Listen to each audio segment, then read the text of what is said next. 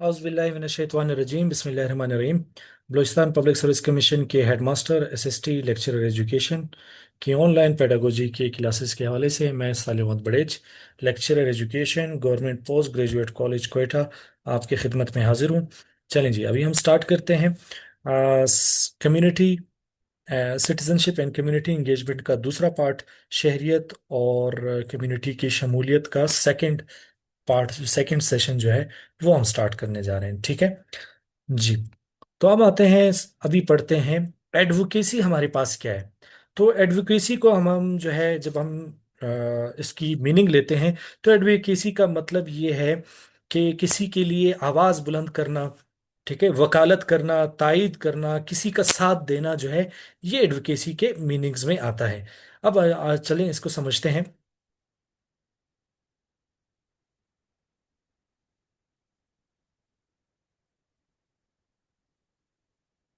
Advocacy Advocacy refers to raising a voice in favor of an individual group or idea and getting it recognized at a legal, social or political level. वकालत से मुराद किसी फर्द, ग्रोह या ख्याल के हक में आवाज बुलंद करना और उसे कानूनी, समाजी या सियासी सतह पर तस्लीम कराना जो है, वो एडवोकेसी कहलाता है।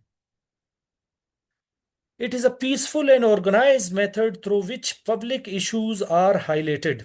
अब देखें, अब जो हम पढ़ रहे हैं ना एडवोकेसी, तो थोड़ा मैं आपको जो है वो मोहतात कर देता हूं कि इसके बाद हम एडवोकेसी के बाद हम एक्टिविज्म पढ़ने जाएंगे। ठीक है, तो पहले आप इस पे देखें कि इसमें कुछ ऐसे वर्डिंग्स हैं जो कि हमारे जो दूसरे टॉपिक में जो है वो बिल्कुल इसके ऑपोजिट होंगे। ठीक है, अब देखें, it is a peaceful and organised method through which public issues are highlighted. एक पुरअमन और मुनज्जम तरीका होता है जिसके जरिए अवामी मसाइल को उजागर किया जाता है। सबसे पहले मैं आपको ये बात बताऊं कि एडवोकेसी वो है कि जिसमें आप एक सख्त रास्ता नहीं अपनाते, आप एक नरम रास्ता अपनाते हैं। आइन के हदूद में, कानून के हदूद में रहते हुए आप आवाज बुलंद करते हैं, इस चीज को एडवोकेसी कहते हैं। ठीक है, the purpose of advocacy is to become an effective voice for an oppressed class, bring about policy change and spread awareness. वकालत का मकसद किसी मजलूम तबके के हक में मौसर आवाज बनना, पॉलिसी में तब्दीली लाना और आगाही फैलाना होता है। Advocacy can be done through media, courts and seminar. जो वकालत है या जो तायीद है, वो आप मीडिया के जरिए भी करा सकते हैं, अदालतों में केस दायर करके भी करवा सकते हैं, और सेमिनार के जरिए भी लोगों में शऊर बेदागर कर सकते हैं। At the school level, student can also begin advocacy by expressing their opinion on an issue in an orderly manner. It is an important medium for change in a democratic society. School सतह पर भी तुलबा किसी मसले पर नज्म ज़ब्त से राय का इजहार करके वकालत का आगाज कर सकते हैं। ये जमहूरी मुआशरे में तब्दीली का एक अहम जरिया होता है। अब देखें, ये जो एडवोकेसी हमने पढ़ी कि किसी के हक के लिए आवाज़ उठाना और उसको बाकायदा मीडिया के जरिए अदालतों में उनके लिए उनके जो है वो केस दायर करना और सेमिनार करना, किसी का मौसर आवाज़ बनना एडवोकेसी कहलाता है। ठीक है, दो जो बेसिकली तौर पे कानूनी रास्ता और नरम रास्ता है। अब चलते हैं इस पॉइंट पे। ये हमारे पास थोड़ा उसके ऑपोजिट हम कह सकते हैं। ठीक है, एक्टिविज्म, समाजी सरगर्मी, ये क्या होती है? Activism is a process through which individuals और ग्रुप टेक प्रैक्टिकल एक्शंस। देखिए, वहां पे पीसफुल एक्शन था, यहां पे लफ्ज इस्तेमाल हो रहा है practical actions, for social, political और environmental change. It is based on public participation for change. Public participation, धरना की सियासत, कोई धरना हो रहा है, कोई एहतजाज हो रहा है, रोड ब्लॉक हो रहा है, ये उस तरफ इशारा कर रहा है। ठीक है, it is based on public participation for change, raising voice and demanding reforms. समाजी सरगर्मी एक ऐसा अमल है जिसके जरिए अफराद या ग्रोह मुआशरती, सियासी या माहौलियाती तब्दीली के लिए इकदाम करते हैं। ये तब्दीली के लिए अवामी शिरकत, आवाज़ बुलंद करने और इस्लाहात के मुतालबर पर मबनी होता है। आगे चलते हैं और भी बताएगा। Activism can be done through any method such as awareness campaign, educational rallies, signature campaigns, or online campaigns, demonstrations, protests, and direct actions. Its purpose is to mobilize the public and create pressure for solving problem. समाजी सरगर्मी किसी भी तरीके से हो सकती है। अब देखें यहाँ पे जितने भी रास्ते आएंगे वो थोड़े सख्त होंगे। जो एडवोकेसी था वो तो बड़ा आसान सा था कि भाई आप किसी के हक के लिए आवाज उठाएं मीडिया में, अदालतों में, और या फिर जो है वो सेमिनार कर लें। अब देखें यहाँ पे कुछ एक्टिविज्म में कुछ सख्त रास्ते हैं।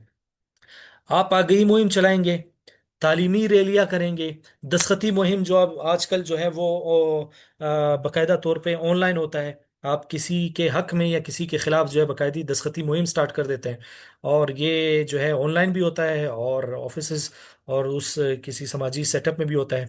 या ऑनलाइन मुहिम जो है चलाई जाएगी, मुजाहरे किए जाएंगे, एहतजाज किया जाएगा और सख्त इकदाम अपनाया जाएगा। इसका मकसद अवाम को मुतहरिक करना और मसाइल के हल के लिए दबाव पैदा करना होता है। Activism is done by people in society who seriously feel a problem and want to take practical action against it. समाजी सरगर्मी मुआशरे में वो अफराद करते हैं जो किसी मसले को संजीदगी से महसूस करते हैं और उसके खिलाफ अमली इकदाम उठाना चाहते हैं।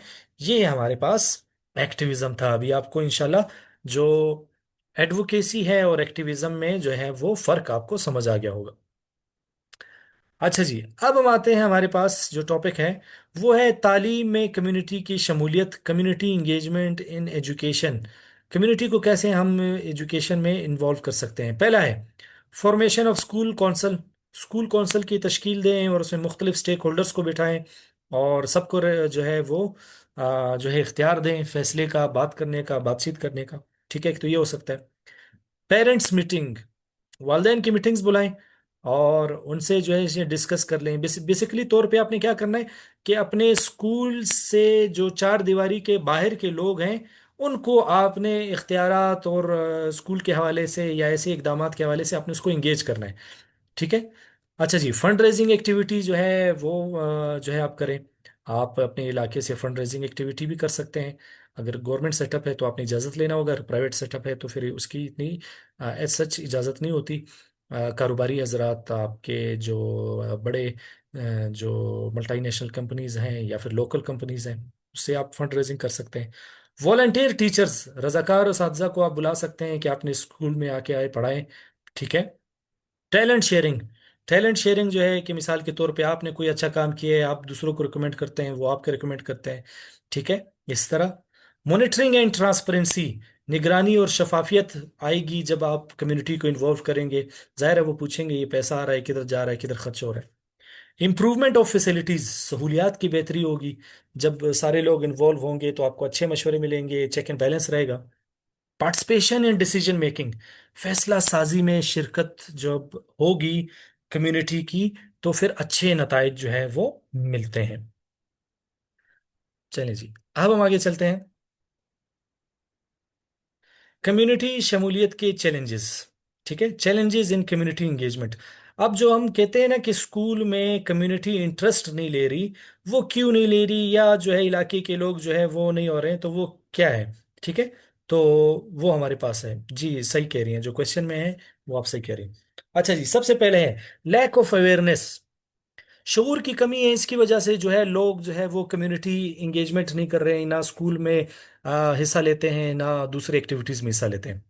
Scarcity of financial resources, community engagement के लिए वसाइल की ज़रूरत होती है। अगर आप मिसाल के तौर पे एक मिनट भी एक आप सिविल सोसाइटी आपने बनाई है उसकी मीटिंग कंडक्ट करेंगे तो उसे सिर्फ रिफ्रेशमेंट पे कितना खर्चा आएगा। ठीक है, उसके जो है वो टेंट वेंट पे कितना खर्चा आएगा, मतलब और इस तरह और ज्यादा खर्चे हैं। तो फाइनेंशियल रिसोर्सेज चाहिए होते हैं। लैक ऑफ ट्रस्ट, भरोसे का फुकदान है। भाई आजकल जो लोग कहते हैं सिविल सोसाइटी बनाई है, वो बनाई है, वो कह रहे हैं अपने मफाद के लिए काम करेंगे, तो लोगों का भरोसा आहिस्ता आहिस्ता उठ रहा है।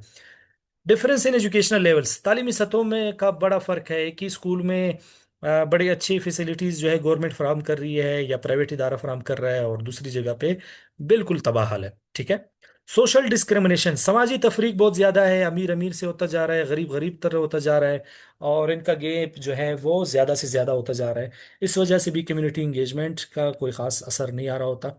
लैक ऑफ गवर्नमेंट सपोर्ट, हुकूमती हिमायत की जो है वो कमी है, इसकी अतम तजोही का शिकार है, जिसकी वजह से कम्युनिटी इंगेजमेंट जो है वो फल नहीं फूल रही। Lack of community leadership, community क़यादत में कमी है, किसी इलाके में कोई सरबरा या जो इलाके का बड़ा है उसमें वो लीडरशिप क्वालिटी नहीं है कि लोगों को इंगेज करे और बिठाए साथ और आगे चले। रिलीजियस और लिंग्विस्टिक बैरियर्स, मजहबी और लिसानी रुकावटें बहुत ज़्यादा हैं। ठीक है। तो अगर कोई एक ज़ुबान बोलने वाली गली है, वो दूसरी ज़ुबान बोलने वाली गली से जो है वो नहीं बैठते, बात नहीं करते। ठीक है। इस हवाले से अगर कोई एक ज़ुबान बोलने वाला एमपीए कामयाब हो गया, वो दूसरे ज़ुबान बोलने वालों के लिए जो है काम नहीं करता। तो ये जो तल्ख हकीकतें हैं जो ये जो है वो कम्युनिटी इंगेजमेंट में फिर नेगेटिव किरदार अदा करती हैं। अच्छा जी, अब हम आते हैं हमारे पास डिजिटल सिटीजनशिप क्या है। पहले तो हमने पढ़ा कि भाई शहरियत है, और शहरियत के लिए हमें मिसाल के तौर पे गवर्नमेंट है पासपोर्ट देती है, शनाख्ती कार्ड देती है। एक आती है डिजिटल सिटीजनशिप, ये क्या होती है, चलिए इसको पढ़ते हैं। The responsible use of digital media is an important characteristics of a conscious citizen in the present area. जिम्मेदाराना डिजिटल मीडिया का इस्तेमाल मौजूदा दौर में एक बाशूर शहरी की एक अहम पहचान है। हम जब नेट पे बैठते हैं, इंटरनेट पे बैठते हैं, तो हमारे पास दूर दुनिया जहान से हम मुंसलिक होते हैं। तो लिहाजा हम अब क्या है, डिजिटल शहरी हैं एक तरह से। ठीक है, आप समझ रहे हैं कि किसी मुल्क का शनाख्ती कार्ड मेरे पास है तो मैं उस मुल्क का शहरी हूँ। इसी तरह जब इंटरनेट एक्टिविटी आपके पास आ गई है, अब पूरी दुनिया से अभी आप लिंक है, तो लिहाजा आप डिजिटल शहरी हैं। अब कुछ जिम्मेदारियां आप पे होंगी जो आपने अदा करनी है। When we use the internet, social media, and other digital platforms, our words, images, videos, and information can influence others. Therefore, every step should be taken responsibility.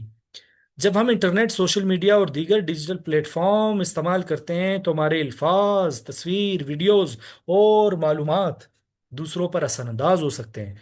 इसलिए हमें जिम्मेदारी से हर कदम उठाना होगा। We should avoid share information that is false, provocative और harmful. हम ऐसी मालूमात शेयर करने से गुरेज करनी चाहिए जो झूठ पर मबनी हो, जो किसी ने जो है वो नफरत के लिए बनाई गई हो, किसी ने प्रोपेगेंडा के लिए बनाई गई हो। ठीक है। Repeat, respecting others privacy, not sharing pictures और videos without permission and avoiding rudeness और hate speech are signs of responsible digital behaviour. दूसरों का प्राइवेसी का हमने बड़ा इख्तियार एहतराम करना होगा। बगैर इजाज़त किसी और की तस्वीर हमने अपलोड नहीं करनी या शेयर नहीं करनी। बदतमीज़ी और नफरत अंगेज़ी से हमने बचना है, और ये जिम्मेदार डिजिटल रवैये की अलामत होगी। Speaking respectfully on social media despite differing opinions is also part of it. Social media पर इख्तलाफ राय के बावजूद मुहज्जब अंदाज में बात करना, ये भी डिजिटल शहरी के उसूलों के उसमें आता है। It is essential to teach students in school that they should use social media only for positive information, learning and encouraging others. School में तुलबा को ये सिखाना बहुत ही ज़रूरी है कि वो सोशल मीडिया को सिर्फ मुस्बत मालूमात दे, सीखे और दूसरों की हौसला अफजाई के लिए इस्तेमाल करें। ठीक है। तो ये बड़ा ज़रूरी है। मिसाल के तौर पे, for example, if a student share a pair success on social media with praise, it is a positive and responsible digital act. मिसाल के तौर पे, अगर एक तालिब इल्म अगर किसी साथी की कामयाबी सोशल मीडिया पर तारीफ के साथ शेयर करेगा, तो ये एक मुस्बत और जिम्मेदाराना डिजिटल अमल है। और इसके अगेंस्ट, अगर मिसाल के तौर पे अगर एक बच्चा जो है वो फर्ज कर ले वो नींद आ गई, वो सो रहे हैं और बच्चे ने उसकी वीडियो रिकॉर्ड करके जो है सोशल मीडिया पे डाल दी, तो ये फिर बुलिंग में आता है, साइबर बुलिंग में आता है। ठीक है।